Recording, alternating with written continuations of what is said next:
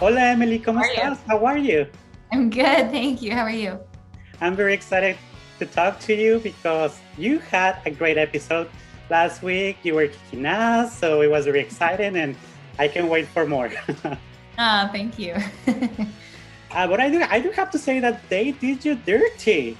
And and I was wondering, before you read the script for the show, what did you imagine Sharon was what happened with her since the last time we saw her? And what was your reaction when you read the script and you were like, what?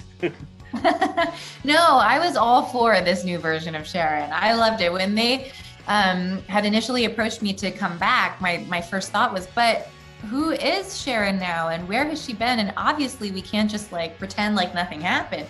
And that was never what they wanted to do. They always wanted to approach the story from her perspective, having been through all of this stuff. And so I thought it was perfect where we find her, how we find her, and sort of generally just kind of like kicking butt in Madripoor. Like it just makes a lot of sense. And so I was excited to kind of tackle this new version of Sharon, independent of Captain America as we knew him, independent of like whatever that love story was. Like now we get to see kind of where she's been, and she's very different than when we first met her. That idealism is kind of out the window, and now you see that she's just been struggling and thriving also in this environment, but it's not necessarily where she wants to be. So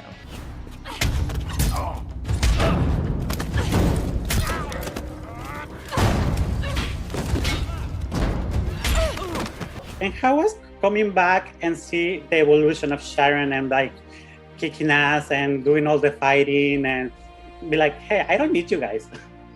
I loved it. I thought it was, I mean, it's kind of how Sharon is in the comic books too.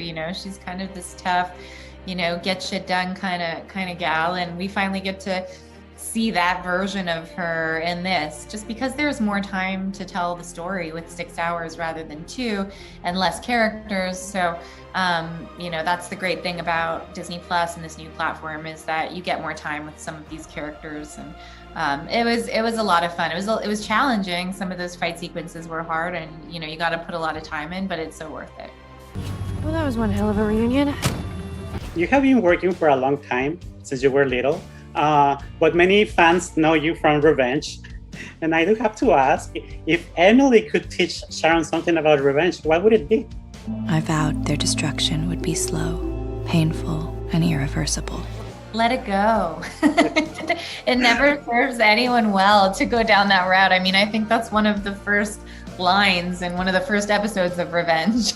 But yeah, no, I mean, they're very different characters, but there's a couple little things in common here and there. We've got a big problem. Actually, a couple of them. I'll tell you in the car. Let's go.